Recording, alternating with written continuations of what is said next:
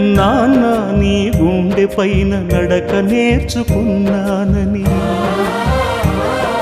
నీ చూపుడు వేలితో లోకాన్నే చూశానని, నాన్నను పూజిస్తే ఆది దేవునికది అందునని, అమ్మకు బ్రహ్మకు మధ్యన నాన్నే ఒక నిచ్చెనని తెలియనైతి తండ్రి, ఎరుగనైతి నాన్న.